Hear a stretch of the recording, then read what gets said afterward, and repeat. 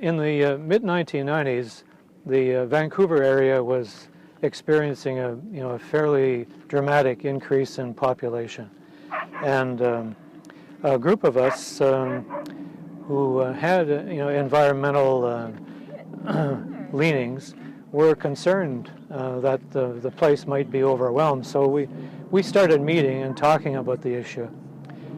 So we met primarily in other people's houses, but we also went I remember on one occasion going to the Burnaby Public Library and meeting there, and we had a small group, maybe 20 people who came to the meeting, and so the primary interest that we had was environmental.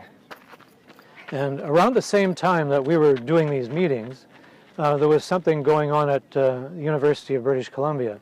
It was a major study, was funded by the Federal Department of the Environment, and they had received $3 million to do it, and they involved quite a few people at UBC in this thing. And basically they were looking at the history of the human population's impact on the Greater Vancouver area, and what was happening now, the current impact, and the possible future impact.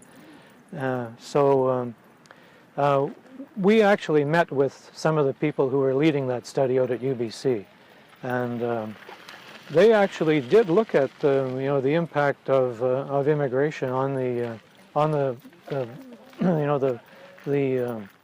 bio system in the whole Greater Vancouver area. So so that's just a very, very brief picture of how the thing got started.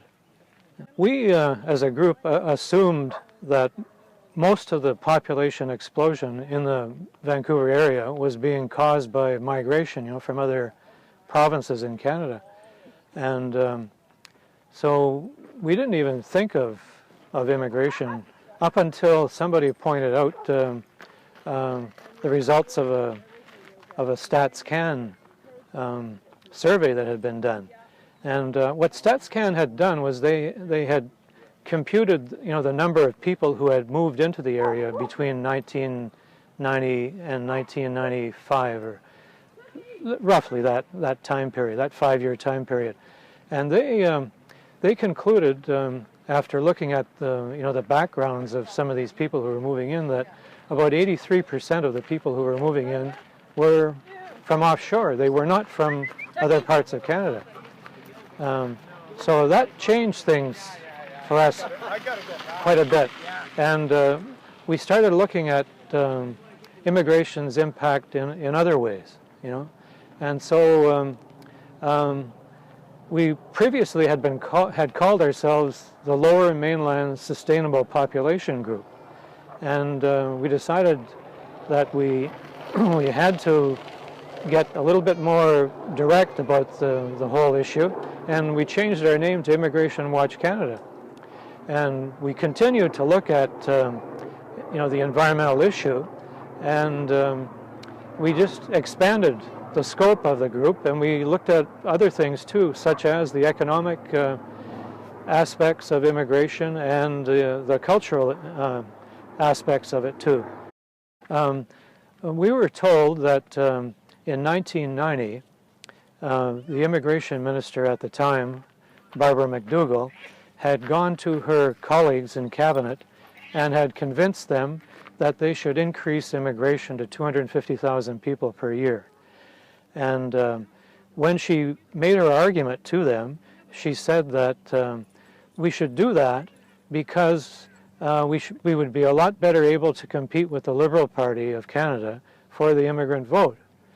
So, so really, when we looked at all these StatsCan figures, we came to the conclusion that the population increase in the Metro Vancouver area was being caused by immigration, but also we discovered the reason, for the explosion in the population, and it was her decision, as well as the decision of the rest of her cabinet colleagues.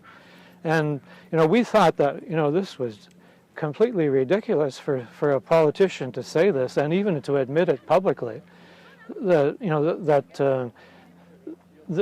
immigration was being increased for such a corrupt reason, but that corrupt reason has never really been challenged by any of the other parties.